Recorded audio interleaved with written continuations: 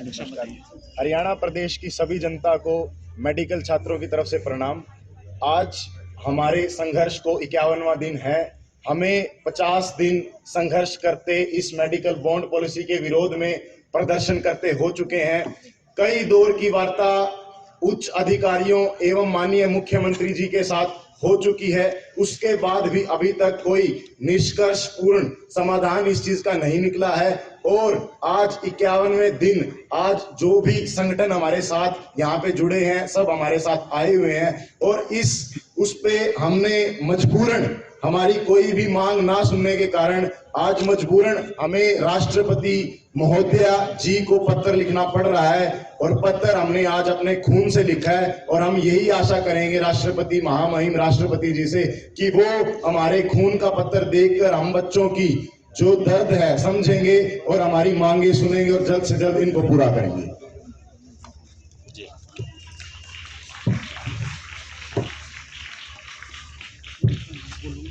सबसे पहले सभी पत्रकार साथियों को एक बार फिर से धन्यवाद। जैसा कि आप सब लोग जानते हैं कि हरियाणा प्रदेश के सभी मेडिकल कॉलेजेस के एमबीबीएस छात्रों के इस बॉन्ड पॉलिसी के माध्यम से जो फीस वृद्धि की गई है, उस आंदोलन को आज 50 दिन पूरे होकर आज 51वां दिन लग चुका है। प्रदेश सरकार के सामने आज दो बहुत बड़े सवाल हैं। आज मेरे साथ दो स्टूडेंट्स 2022 बैच के मेरे जूनियर्स बैठे हैं। ये वो बच्चे हैं जो कि आज से कुछ महीने पहले कोई बच्चा कोटा था, कोई बच्चा दिल्ली था, कोई बच्चा आकाश में था, एलन में था, रेजोनेंस में था।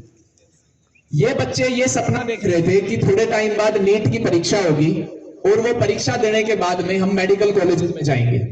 हरियाणा के स्टूडेंट्स थे तो डेफिनेटली सबसे पहले हरियाणा के मेडिकल कॉलेजेस को टारगेट कर रहे होंगे। और आप जिस पावन धरती पे आज बैठे हैं, पीजीआई रोहतक की वह भूमि हरियाणा प्रदेश का ड्रीम कॉलेज होता है। लेकिन आज ये मेरे जूनियर्स इस चीज पे मजबूर हैं कि इनका एकेडमिक शेड्यूल शुरू होने से पहले इनका एकेडमिक शेड्यूल खत्म हो गया। कहने का मतलब है इन बच्चों की क्लासेस शुरू होने से पहले ही इनका बैच स्ट्राइक पे जाने के लिए मजबूर हो गया है, क्योंकि सरकार ऐसी नीति इनके ऊपर लागू करना चाह रही है कि अगर उस नीति के अंदर संशोधन नहीं हुए तो इन बच्चों की एमबीबीएस की डिग्री करने का ही कोई फायदा नहीं है।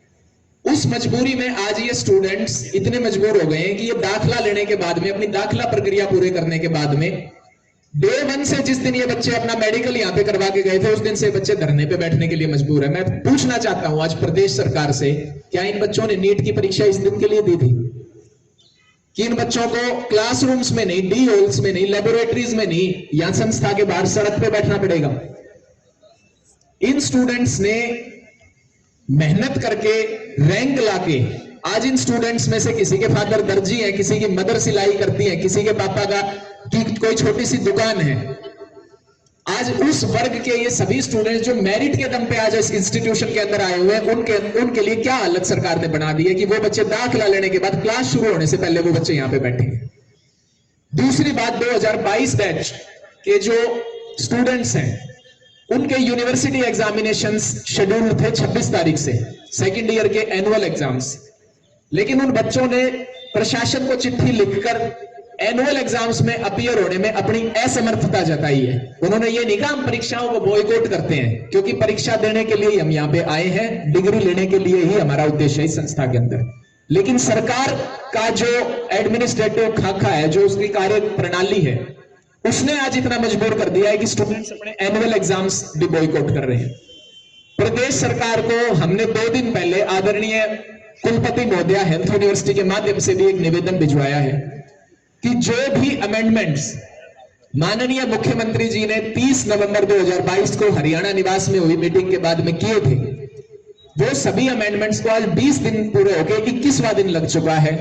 जहां एक तरफ मीटिंग में हमें कहा गया था कि 24 से 48 घंटे के अंदर हम इतनी फास्ट हम इन चीजों को ऑन पेपर ले आएंगे, आज वो अमेंडमेंट्स 20 दिन बाद भी किसी के सामने नहीं है। मैं पूछता हूं क्या किसी ने वो अमेंडमेंट्स अभी तक देखी है? उन अमेंडमेंट्स के अंदर ये इतना टेक्निकल मैटर है, जब तक clearly detailed gazetted notification students के सामने नहीं आता, बच्चे उस पर निर्णय नहीं ले सकते कि वो हित में है या अहित में है। आज मेरे एक सीनियर रक्त से पत्र लिखने को राष्ट्रपति जी को मजबूर हो गए हैं, लेकिन ये रक्त से पत्र पहले दिन नहीं लिखा हमने, इससे पहले हमने दिल्ली शाही से भी लेटर लिखा था। लेकिन जब उनका जवाब नहीं आता तब एक दिन ये मजबूरी बढ़ जाती है कि रक्त से पत्र लिखना पड़ता है। आज मेरे साथ मेरे जूनियर्स बैठे हैं जिनकी क्लासेस शुरू नहीं हुई है। आज मेरे साथ मेरे जूनियर्स बैठे हैं जो यूनिवर्सिटी एग्जामिनेशंस बॉयकॉट कर चुके हैं। यही है वो सरकार जो कहती है बेटी बचाओ बेटी पढ़ाओ। पढ़ाने के लिए क्लासेस भी लगानी पड़ती है, पढ़ाने के लिए एग्जाम्स भी देने पड़ते हैं, लेकिन आज उन दोनों ही चीजों की तरफ सरकार ने इनसेंसिटिविटी दिखाते हुए आज हम ये नहीं कहते, लोग कहते हैं बच्चे ठंड में बैठे हैं, बच्चे ठिठुरती हुई ठंड में बैठे हैं। मैं कहता हूं ठंड में भी बैठ लेंगे, लेकिन अगलों तक मैसेज जाना जरूरी है। हम आज की ये ठंड बर्दाश्त करने के लिए मंजूर हैं, हम आज ये क्लास छोड़ने के लिए मंजूर हैं, ताकि कल को कोई प्रतिभाशाली बच्चे के लिए इन कक्षाओं के लिए दरवाजे बंद ना हो पैसे की एवज में। आज हम अपनी क्लास छोड़ रहे हैं, आज ये बच्चे सड़कों पर बैठे हैं, हमें पूछते हैं, पत्रकार भी बहुत साथी पूछते हैं आप क्लासेस में क्यों नहीं जा रहे। अगर आज हम क्लास में जाके बैठ गए तो वो क्लासेस बच नहीं पाएंगी। तो मैं पत्रकार साथियों के माध्यम से भी एक बार फिर से ये संदेश भिजवाना चाहूंगा कि सरकार इस मामले को एक्सपीडिट करे। जो भी नोटिफिकेशन में उन्होंने, सरकार ने जो हमें प्रॉमिस किए थे 30 नवंबर 2022 को मुख्यमंत्री जी ने, वो प्रोमिसेस, आपकी भी बात का वजन तभी है जब वो प्रोमिसेस एज सच बिना किसी बदलाव के, छेड़खानी के उसी तरह से गैजेटेड नोटिफिकेशन के रूप में आते हैं। फिर चाहे वो प्राइवेट नौकरी की थ्रेशोल्ड इनकम की बात हो, कॉन्ट्रैक्चुअल जॉब की बात हो, पीजी कोर्सेज इंक्लूड करने की बात हो, अदर स्टेट से पीजी करने की बात हो, और खासकर से जो प्राइवेट जॉब के अंदर थ्रेशोल्ड इनकम की जो आपने बात कही थी कि यदि कोई गवर्नमेंट सैलरी से कम कमाता है प्राइवेट सेक्टर में तो उस स्टूडेंट के ऊपर बॉन्ड की लायबिलिटी नहीं है, उसका बॉन्ड गवर्नमेंट रीपे करेगी। ये सभी शर्तें माननीय मुख्यमंत्री जी ने बहुत उत्साह के साथ प्रेस के सामने एक डिटेल प्रेस स्टेटमेंट दी थी। अब देखना यह रहेगा कि इनमें से कितनी बातें खरी उतरती हैं गैजेटेड नोटिफिकेशन में, कितनी बातें चिट्ठियों तक आ सकती हैं। तो हमारी ये रिक्वेस्ट है कि स्टूडेंट्स के एकेडमिक लॉस को ध्यान में रखते हुए सरकार इस मामले को एक्सपीडिट करे। कहीं कल को बच्चों का ऐसा कोई लॉस ना हो जाए कि वो इरिवर्सिबल हो, क्योंकि एक स्टूडेंट के लिए अपना एकेडमिक्स बहुत इंपॉर्टेंट होता है। कल को मुख्यमंत्री जी उसकी जगह पेपर में नहीं बैठेंगे, ना स्वास्थ्य मंत्री जी बैठेंगे, उस बच्चे को अपनी परीक्षाएं खुद देनी है, अपनी अटेंडेंस भी खुद पूरी करनी है।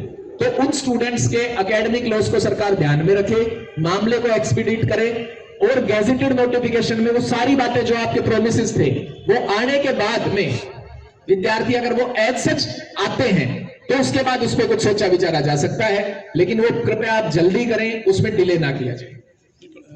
कि रणनीति की जहां तक बात है, मैंने आपको बिल्कुल क्लियर कर दिया। सबसे पहली प्राथमिकता है जो 30 नवंबर को वादे किए गए थे वो हमारे सामने आए। अगर वो वादे एज इट इज सरकार अपने निभाती है, अपनी बात पर रहती है, तो विद्यार्थी कुछ सोच विचार कर सकते हैं, पॉजिटिव डायरेक्शन चीजों को दी जा सकती है। लेकिन अगर उसमें सरकार छेड़खानी करती है, अपनी बातों से मुकरती है, तो हम न 51वां दिन देखेंगे, न 71वां दिन देखेंगे और न 91वें दिन देखेंगे।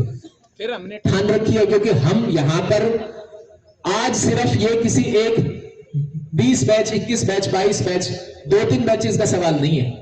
आज हमारे रेजिडेंट डॉक्टर्स एसोसिएशन में मेरे एक सीनियर बड़ी अच्छी बात कहते हैं, ये 100 साल की, आने वाले 100 वर्ष की प्रदेश में मेडिकल शिक्षा के जो हालात होने वाले हैं, ये उसका युद्ध है।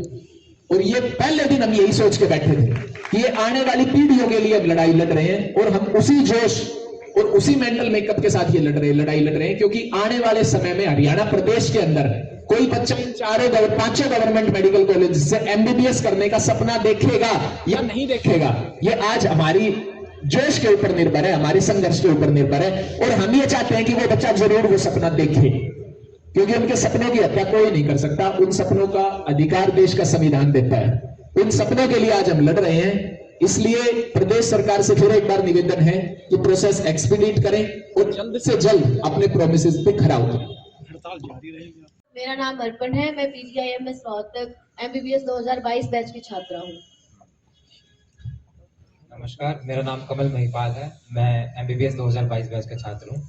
पहले तो मैं अपनी बात की शुरुआत ये कह के करना चाहूँगा, जो सरकार सोच रही थी ये बच्चे 2-3 दिन बाद उठ जाएंगे, आज हम 91वें दिन में प्रवेश कर चुके हैं। ये सरकार जो हमें सोचती, हम नीट की परीक्षा पास करके आए हैं, 18 लाख की भीड़ में से 1% बच्चे जो निकल के आते हैं, छट के आते हैं, मेरिट लेके अपने ड्रीम कॉलेज में एडमिशन लेते हैं। उसके बाद उन बच्चों की white board ceremony, lecture hall, D hall के अलावा उनको सड़कों पे हंगर स्ट्राइक करने, सड़कों पे सोने, नारे लगाने में मजबूर कर दिया जाता है।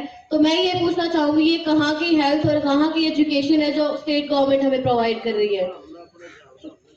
स्टेट गवर्नमेंट हमें बताती है कि हेल्थ और एजुकेशन से ही कोई भी प्रदेश है वो जाना जाता है, लेकिन यहाँ मेडिकल स्टूडेंट्स के साथ ना तो हेल्थ है क्योंकि बच्चे बीमार हो रहे हैं, इमरजेंसी जा रहे हैं, हंगर स्ट्राइक, और ना ही एजुकेशन है। बिना क्लासेस के हर तरीके का प्रेशर बनाया जाता है, हमारे पीटीएम्स अरेंज कराए जाते हैं, पर्सनली पेरेंट्स को कॉल करके बार बार बुलाया जाता है, आप आओ, उनको बताया जाता है कि बच्चे इलीगल काम कर रहे हैं, उनकी सप्ली आ जाएंगी। जब क्लासेस ही नहीं लगी हैं, एकेडमिक शुरू ही नहीं हुए हैं, उसके बाद भी ये सारा प्रेशर सिर्फ उठाने के लिए। और ये बताया जाए कि जब हमारे ऊपर अभी सर पे तलवार लटक रही है, अगर हम अभी जाके एमबीबीएस की अपनी पढ़ाई भी करें, 5 साल चुपचाप सिर झुका के अपनी एजुकेशन भी कंप्लीट करें, तो 5 साल के बाद हमारा फ्यूचर क्या है?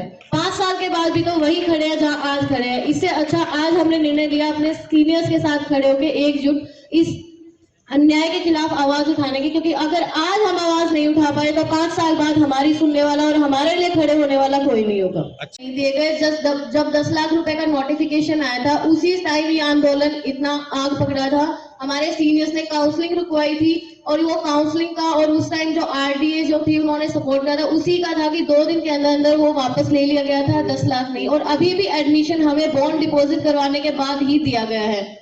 अगर 10 लाख देने पड़ते तो क्या आपका एडमिशन हो पाता? जी नहीं। मैं एक बात बोलना चाहूंगी, एक कैटेगरी है हरियाणा में ईडब्ल्यूएस की। ईडब्ल्यूएस के कैटेगरी के अंदर एडमिशन तब होता है जब आपके फैमिली इनकम 6 लाख से कम होती है पर ईयर। तो जब इनकम ही 6 लाख से कम है तो 10 लाख सरकार मांग कैसे रही है, किस क्राइटेरिया पे मांग रही है? और जब सब कुछ ओवरऑल इनकम ही 6 लाख है तो 10 लाख बच्चा लाएगा कहाँ से, या उसका परिवार कहाँ से लेके आएगा? आपके परिवार के बैकग्राउंड में बताओ, आप कैसे? जी, मैं एक मिडिल क्लास फैमिली से हूँ। ऑब्वियसली गवर्नमेंट सीट पे एडमिशन हुआ है, तो इतने पैसे तो बिल्कुल नहीं है कि प्राइवेट कॉलेज में जाएं। मेरी फैमिली में मम्मा पापा दोनों प्राइवेट जॉब में हैं। पापा फार्मिंग भी करते हैं साथ में, और जो ड्रॉप ईयर की कोचिंग की फीस होती है वही भरने में घर वालों को हो जाता है कि बस किसी तरह पढ़ के गवर्नमेंट सीट पे एडमिशन ले लो, उसके बाद हमें एटलीस्ट हमारे फ्यूचर की चिंता नहीं रहेगी। और अब हम उनको सिर्फ चिंता ही हमारे फ्यूचर की है कि गवर्नमेंट सीट पे एडमिशन लेने के बाद भी 40 लाख के लोन कम बॉन्ड में बांध दिया गया है, तो अब बच्चे क्या करें? तो आपका स्कोर क्या था? जी, मेरा स्कोर 621 था।